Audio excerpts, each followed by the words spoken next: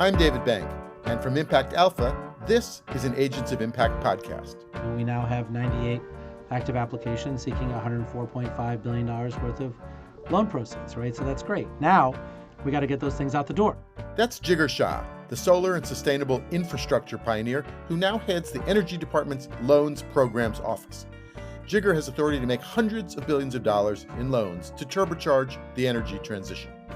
Before he joined the Biden administration, Jigar co-founded Generate Capital to finance low-carbon infrastructure as a service. Before that, he co-founded SunEdison to launch no money down solar. Let's jump right in to our conversation. Hi, Jigar Shah. Welcome back to the podcast. Thanks for having me. It's great to see you again. Likewise. I think when I talked to you last, or the last number I remember is that you had something like $46 billion in lending capacity at the Department of Energy's Loan Programs Office. I think it might have gone up now because we've got various legislation. So what are you sitting on now, just to give people a sense of the scale? What are you sitting now on lending capacity? Well, look, I think that the Loan Programs Office spent the better part of the last 18 months really just tightening everything up, right? All the risk management, all of the processes and procedures, all of the things that we do to streamline things for applicants. And so before the IRA passed, we got to roughly 77 applications seeking roughly $77 billion worth of loans. And so you can imagine that when the IRA passed, people said, wait a second, they've got more loan requests than they have money. So they gave us an additional $100 billion in the programs that we already had. So that's the 1703 program, which is the Innovative Clean Energy Program, the Advanced Technology Vehicle Manufacturing Program that we funded Tesla, Ford, and Nissan out of, and then the Tribal Energy Loan Guarantee Program, which was a new program put in place in 2017 that is yet to put out its first loan, but that went up from $2 billion to $20 billion. So there was $100 billion of additional loan authority there. So we have roughly $140 billion now in those three programs. And then we were given a new program called the 1706 program, which is the Energy Infrastructure Reinvestment Program. And in that program, we're really trying to help reposition assets that have either ceased operations, like old coal plants and natural gas plants, old tank farms, old pipelines, things like that, or operating facilities that could be repositioned to continue to operate longer, but in a decarbonized fashion. And so the way that that's structured is that we've got $5 billion worth of credit subsidies, with which we can pay points on a loan, right? Just like you would on your mortgage. And so everyone gets U.S. Treasuries plus 3/8. And so we can pay down points on the loan so that we can get everyone down to U.S. Treasuries plus 3/8, right? And we have as much loan authority as we have until that $5 billion gets spent, not to exceed $250 billion, which is a big number. I don't know whether $5 billion can be translated to $250 billion, but if for whatever reason all of our projects are very low risk and require us to buy down very few points, then that's the cap. Okay, well, that was a little more detailed than I expected, but that's great because it lets people know the different buckets, and now let's let them know sort of how it works. So I'm interested in your loans as kind of catalytic capital for things that are otherwise not funded in the commercial sense, and so you're always looking for where you can be the little bit of fuel that will make a much bigger engine and go. So how are you seeing like what you got, what kind of capital you have that is not available elsewhere, and how and therefore how you can be most catalytic? Yeah, so I would say the word catalytic has multiple meanings when it comes to our program. And so it's another long answer. So like in 1703, which is one of our oldest programs, that catalyst. So that's the Innovative Clean Energy Program that we funded solar, wind, transmission, other stuff in the past, right? The Vogtle nuclear plant. And so in that program, that requires technology innovation, right? So in that program, we are finding companies who have, raised over $100 million worth of corporate capital, through 3 or 4 rounds of venture capital financing. Their technology is ready to go, and now they need to build their first first of a kind at scale project, right? So think the Monolith Materials deal that we did a conditional commitment for in late 2021, which is methane pyrolysis, right? They take natural gas or ethane, physically split it into carbon black and hydrogen, right? Like with methane pyrolysis. And the carbon black goes to making tires, which electric vehicles still need, and the hydrogen goes to making ammonia. That's what they've chosen to do with it, right? In that case, I mean, they've raised a lot of money at the corporate, right? But like no one was going to give them commercial debt to build the first of a kind facility on that stuff, right? So we were catalyzing that sector, and if that succeeds, today the largest exporter of carbon black in the world is Russia. I think if this works, which I think it will, we will become the largest exporter of carbon black in the world, and the byproduct of that is going to be hydrogen. So we'll also be one of the largest producers of clean hydrogen in the world. And we'll make a lot of our ammonia here, which right now we import a lot of ammonia from Ukraine that comes from Russian gas, right? So we'll be able to make a lot of that here. So I mean, in general, I'd say that's how we catalyze things in the 1703 program. So just to be clear, first demonstration at commercial scale of something that has been proven out at a technology level, but not actually at a deployment level well, yet. According to the Congress, we can do up to the first 6 projects, 2 per region, right? So not just the first of a kind project, but second through 6th as well in 3 regions, right? And then we can also do the learning curve, right? So when you do a learning curve, you actually have incremental innovation, right? So like when solar panels went down in cost, it wasn't just the 12% efficiency solar panels or 13% efficiency solar panels that we funded in 2013.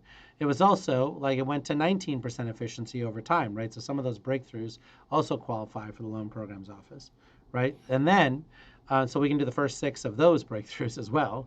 And then you go to market securitization, right? So there's innovation that happens there as well. So we have 4 parts of that, right? So you have first of a kind deployment, engineering excellence, which is the 2nd through 6th projects, learning curve, where you've got substantial innovation that occurs along the cost reduction curve. And then you've got market securitization, where Wall Street's afraid of doing the first securitizations, and we can provide loan guarantees there. So is that what you call the bridge to bankability after you've gotten through It those is 4 steps? exactly the bridge to bankability. I can't believe that someone I've been mentioned it reading up. before I did. But it's the notion that after you get through those 4 steps, you are at bankability? Yeah, we then take the next exit, like go back around and let the private markets actually, take it the rest of the way. Are there any sectors that you've marched through those 4 stages and are now bankable? I know you've done this in your earlier career at Sun Edison and Generate and Capital, but have you done it at LPO yet? Yeah, so I'd give you 2 answers to that question. One is yes, of course, right? Like 100 megawatt solar and large wind projects were never done before we provided those guarantees in 2009, 2010, 2011, right? And so those are now across the bridge to bankability and on their way, which is wonderful. And I think people somehow don't appreciate what we've done and they just take it for granted. Fine, I don't need any thank yous or attaboys. But the way this stuff works is we provided those guarantees in 2011, right? They were not constructed until 2013, 2014, right? At the time at which they were constructed, nobody wanted to buy those projects. Remember, Berkshire Hathaway was the only bidder, so they bought all of them, right? Berkshire Hathaway does not do things that doesn't make it a very nice rate of return, right? And then it wasn't until 2015 that the market said, screw you, we're going to do these yield cos. Remember, like NRG Yield and Xterra, Sun Edison, right? Sun Edison was undisciplined, went bankrupt, and then that got bought by Brookfield, right? And then it still wasn't fully bankable by Wall Street. It was not until 2018, 2019 that all the major Wall Street banks said, okay, yeah, we've got an open door, come to us with your projects, and then we'll actually bring you all the capital from these capital providers around the world, right? So we got involved in 2009. The market wasn't fully bankable until 2019. And this is in a technology people thought were well, obviously solar and wind got done. Well, it wasn't that obvious, not in 2009, right? We did transmission lines, we did geothermal, We did, you know, obviously the Vogtle nuclear plant, which looks like it's going to finally turn on here in 2023. And so, you know, we did a lot of stuff there, which is in various stages. But even for those technologies, we still have a role to play. So, for instance, for wind, which is clearly bankable today, nobody is willing to fund 120-meter hub heights for onshore wind. They think it's too risky. So those projects are looking to come into the loan programs office. Same thing's true for offshore wind. They're fine with the 12 megawatt turbines. They're finding it very risky to do the 14.7 megawatt turbines. So, you know, we might do the first of a kind 14.7 megawatt turbines. If, you know, for like offshore wind that is not in a monopile onto the floor, you know, and they're floating platforms, a lot of people are nervous about that. We might do the first floating platform. So we still have bridges to bankability. Those are smaller bridges. The large bridge has been built, but there are smaller bridges in these like incremental transformational technologies that we may have to get involved in. Great. Okay, that was, I think, just your first example of the kind of catalytic capital. So I cut you off before you got to the rest of them. No, no worries. And then I think that when you think about like the next bridges that we're building now, right? So we talked about monolith materials, and you know, really using fossil fuels as a feedstock, right? But there's no CO2 capture, right? Because they're not burning it; they're just literally physically splitting the molecule into carbon and hydrogen, right? And so you know, so there's those technologies. But I think the other technologies we're looking at, which we've talked about, virtual power plants and you know the role that we're going to play there to make sure that those financing platforms that are providing financing for solar and heat pumps and that kind of stuff can expand to meet to serve low moderate income communities, can serve you know low FICO score communities, you know can serve U.S. territories like Puerto Rico and Saipan and you know Guam.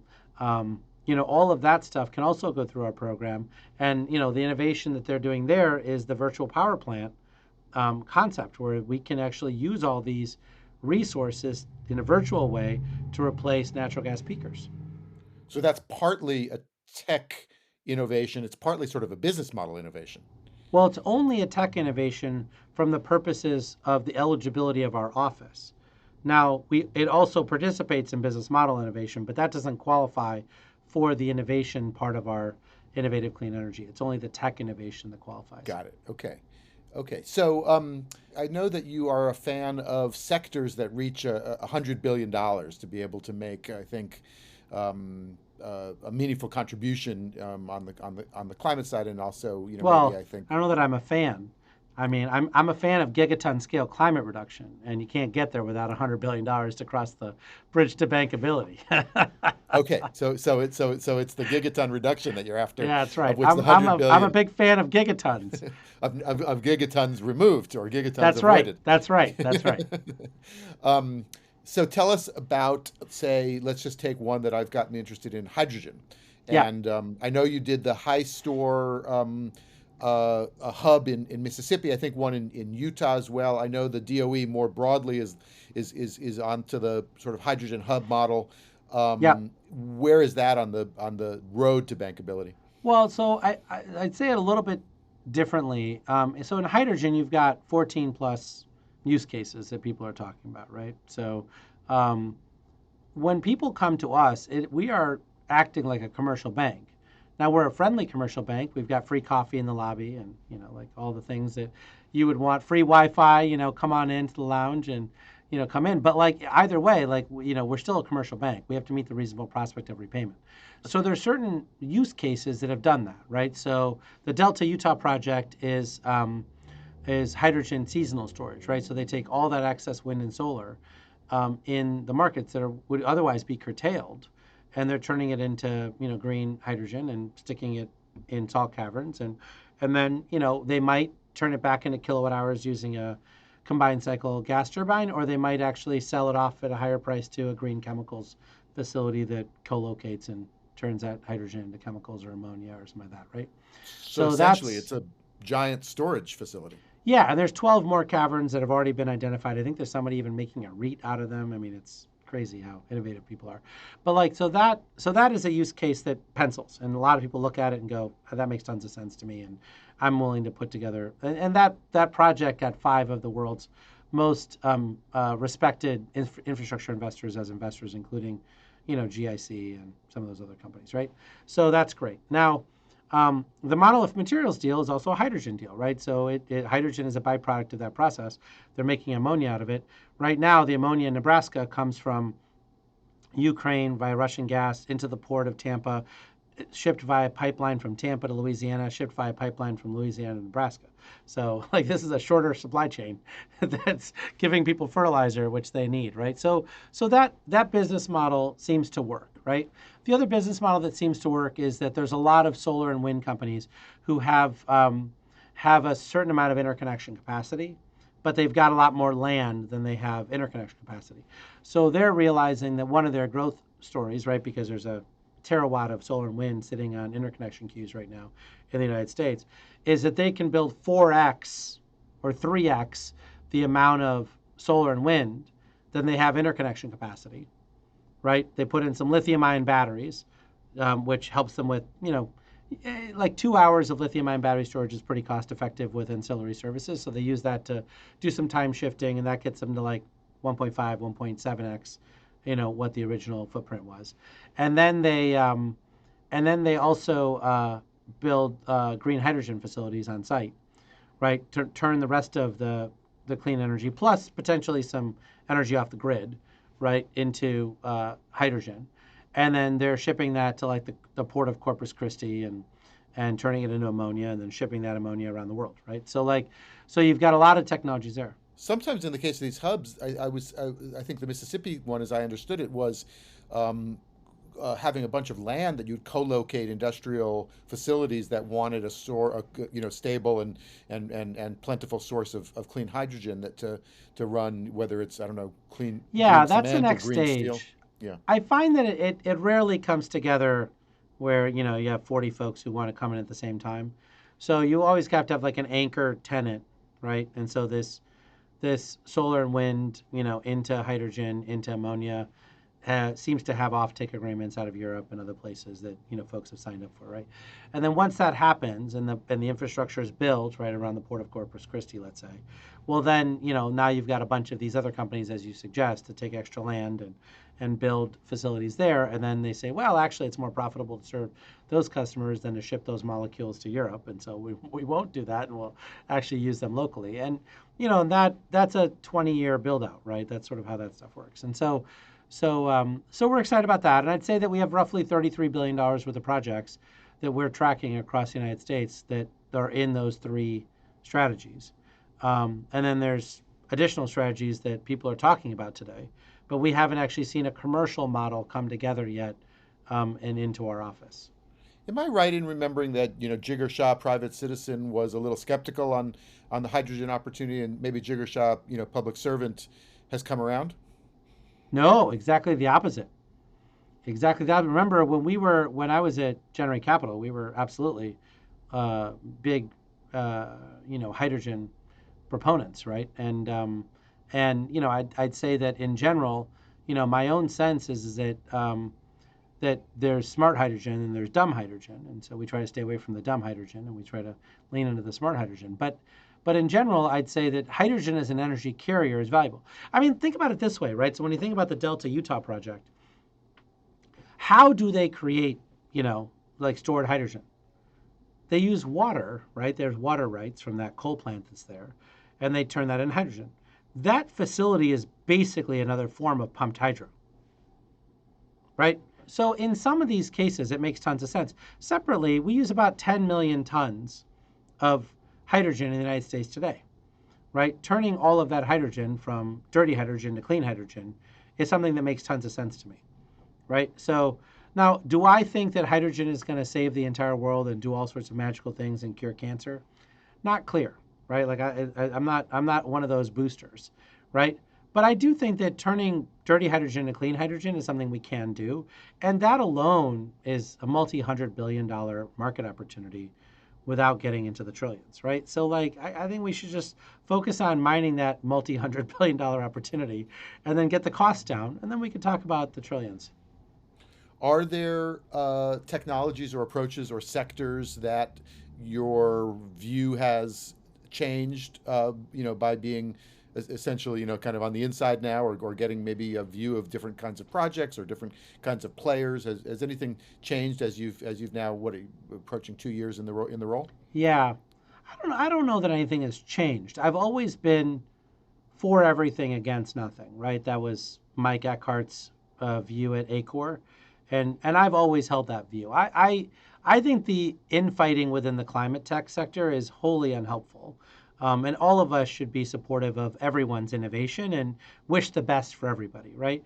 Now, you do have some fundamental frustrations. Like, I mean, I think everyone is frustrated by the cost overruns of nuclear power, or, some of the challenges that are posed by the energy consumption of the direct air capture and carbon management sectors and all that stuff. And so you hope for a lot more innovation in those sectors to be able to get to a point where you have a lot less of that, happening, and more tools. And I certainly have a different seat today than I had before. And so, I didn't have to work on every sector before. Today, I have an obligation to work on every sector, because anybody who wants to use a loan programs office, we're open for business and we're here to serve, right? So, like, whereas in the past, I could say, no, I think that sector is too early for me. I don't have that ability here. I have to say, well, if you meet the rules of the office, then I need to get smart on your technology and how it works, and how we make that work. And so that, I think, is a shift in the role that I play. And so I am certainly a bigger fan of all this innovation across all of these areas, and I'm paid to be a big fan, right? I mean, that is my job today, is to do that. I will say that I haven't changed my discipline. Like, I don't think boosting things without people following the basic rules of capitalism make any sense, right? We in this country are private sector led, government enabled, and I think there are many sectors who come to us saying, we would like for this thing to be government led and private sector enabled. And I was like, well, that doesn't work. That's not the system of government that we have here. So there are other countries you can move to that do that, but that's not what we do. So, so let's be honest about it. It's got to be your idea that I'm helping make happen. It can't be my idea that you're helping make happen. Understood. Okay. Are there things that have sort of surprised you on the upside as coming along faster, or things that are showing more potential that folks might not know so much about yet? Yeah, well, I think about, we publish this monthly, activity, application activity report, right? And so we've got big boxes of interest, right? And so, I'm a little bit surprised. We have $14 billion of, sort of loan applications in from nuclear. We've got, a lot of applications that have come in for sustainable aviation fuel, a lot of applications that have come in from long transmission lines, a lot of applications that have come in for carbon management. I'm uniquely surprised about how much applications we've gotten for virtual power plants, not just in residential solar plus storage and heat pumps and that kind of stuff, but also on EV fleet conversions, and using a lot of those chargers in virtual power plant operations and all that stuff, which I think has been super exciting. And there's some places where I'm obviously not surprised. I mean, I think battery manufacturing, we're not surprised by critical minerals. We're not surprised by. I think there's been a huge market push in those areas, and so we're very excited about the role that we play there. But the fact that those are ideas whose time has come, as Victor Hugo is often credited for saying. So look, I think that we're excited about all 25 or so sectors that the IEA has said we need to get to $100 billion scale on to cross the bridge to bankability, so that those tools are available in the toolbox, right? We want to get every tool across that. But I'd say of 9 or 10 sectors where we've actually seen a lot of loan interest. Are Is there learning on the part of the banks to whom this bridge is being built, such that when they see the trajectory in one sector and the ability of a technology advance to get to deployment and whatnot, that they then are more amenable to banking the next example of that? Or is each Yeah, case have to get proven out separately, or both? both. I mean, but I'd say that, look, I mean, I've been in the business of execution and systemic jealousy for my entire career, right? Like when I started, Sun Edison, um, I don't know that a lot of people actually wanted to bank us, right? And we went through that process and did a lot of that work and got that work done, and then we raised a fund with Goldman Sachs, and then we got to the other side where people started becoming more jealous of us and started like wanting to copy us, which is awesome, right? And the same thing's true in other jobs that I've had in my career. And I'd say that that same thing is true here at the Loan Programs Office. I mean, I think for the first 2 years here, there's been a lot of like, are you guys for real? Are you really going to get all these things done? Are you going to develop trust relationships with all these entrepreneurs? Are they going to spend the 300 hours that it takes to write a loan application and get through your office? Like, are they going to do all those things, right? And well, I mean, the proof is that we now have 98 active applications seeking $104.5 billion worth of loan proceeds, right? So that's great. Now we got to get those things out the door. We've got 4 deals out the door. Well, now we need the rest of those to start getting through the door, right? So I think you'll start seeing that in greater volumes in 2023. So that'll be great. And then as those come out, I think a lot of banks are going to be saying, we're still sitting on a ton of cash, right? I mean, every bank that I know of is sitting on a ton of cash without a lot of loans, which is why even though the Fed has raised interest rates, they haven't raised savings accounts because they haven't been able to put all those deposits into loans, right? So a lot of them are looking over our shoulder going, hey, Jigar, do you have something over there that you can show me that I can put some money into that I can get past my investment committee? And you know how that stuff works. Like some of it is, hey, if we do the first 3 loans, they'll do the next 3 loans. Some of it might be like if we do the first loan, because that's the 4th sector we've done, they trust us more. Now they'll do loans 2, 3, and 4. I don't know how that's going to roll itself out, but I think we need another 2 years to develop that systemic jealousy from all those banks to come in and say, hey, wait a second, Jigar, we want that loan volume. We're going to steal it from you. And I'm going to say, please steal it from me. The government doesn't want to do this role. The government is only doing it because you're forcing us to, because you won't make the market. Well, and on that note, what's the distinction between the lending you do directly, I guess senior secured or subordinated co-lending, as I understand it from your website, with the ones that you guarantee that others make? Or is that a function of what the market needs in different cases? Well, yeah. I mean, like we only provide loan guarantees. That's what we do, right? So when we provide debt to a project directly, it's the federal financing bank at the U.S. Treasury Department that provides that cash, and when we guarantee their position. So it looks like a U.S. government loan, but it's really not. It looks like a U.S. DOE loan, but it's not.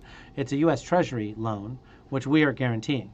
And that same exact structure is what we do with J.P. Morgan or Bank of America or somebody else. So they can also come in and we can guarantee their position. I see. So it's just a function of whether the source of the capital is the Treasury or a bank, and you're still the guarantee. Got it. Yeah. I know you're a fan of calling the energy transition the greatest wealth creation opportunity of, I don't know what the category is, of a lifetime, of ever. But depends on how old you are. But I my son is 7. I think it'll be of his lifetime as well.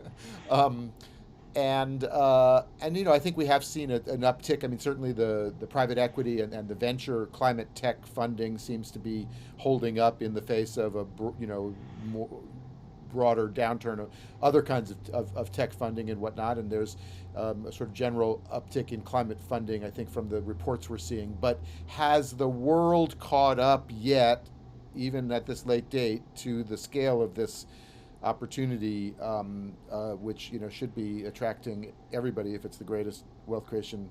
I think it depends on how you want that question answered. Like, we've obviously spent a lot of time on catalytic capital. And, out of the COP, which just, ended, they concluded that we needed $4 to $6 trillion a year to really, get to 1.5 degrees. That $4 to $6 trillion a year exists. I think you and I both know it exists. We actually know who all the players are that want to put that $4 to $6 trillion to work. So from that perspective, we've won. Like that money is allocated and available to put out the door. I think where the world has not caught up is in creating the projects, right? So we don't have $4 to $6 trillion worth of projects that can absorb that money every year. And I think that there's a lot of people who have misplaced their activism on trying to convince the banks and the insurance companies and others to do that stuff. And where they should be focusing their activism is on mayors, city council, county commissioners, and governors to say to them, hey, why is your police car fleet still not electric when it's a 2.5-year payback to do that? Why is your school bus fleet still not electric when EPA is providing these grants? Why do you not have solar on all of your flat roofs when it's a 5-year payback and you guys are definitely going to have that school open for the next 25 years, right? Why are you not doing all of these incremental things that have been cost effective for so many years, but you still haven't done it? And now we've given you 10 years of certainty within the IRA and the bill and the CHIPS and Science Act to be able to give you the confidence to do that. I think inertia has been holding us back. And the thing that I think is most problematic is that the number of people that we need to be activists in this area is so immensely small, right? We only have 19,500 cities and towns in this country. That's it, right? We have way more than 19,500 people that are employed to actually defeat climate change. We have more than that just working on the solar industry alone, let alone carbon management and hydrogen and whatever, right? So every single person who works in this industry needs to go back to their hometown this Christmas and say, hey, what are you doing? What are you doing to get all these projects done, right? Every one of them needs to go call their high school friend who's now the mayor of the town and say, what's going on? Why are you not collecting all of this money that's coming out of the federal government and out of the private sector and actually implementing, next generation decarbonization technologies, right? Why are you not creating jobs in your community, right? And it is shocking to me how little people are actually talking to their neighbors at dinner parties and holiday parties and others about these extraordinary opportunities. So you heard it here from Jigar. The money is there. The projects are waiting to be done by passionate, motivated people who can just put the deals together and make it happen. And as you've said many times, deploy, deploy, deploy. Well, I think the secretary has said many times, and I've copied her. But absolutely, deploy, deploy, deploy. Okay, we'll give credit to the secretary as a good public servant, Jigar. Thank you so much for joining us, and we look forward to catching up with you again soon. It's so great to see you again, David. That's going to do it for this Agents of Impact podcast. You can read more about Jigar, about Catalytic Capital, and about the energy transition at impactalpha.com. Big thanks to Jigar, to our producer Isaac Silk, and to the whole team at Impact Alpha, investment news for a sustainable edge. And to all of you Agents of Impact, thanks again for all that you do.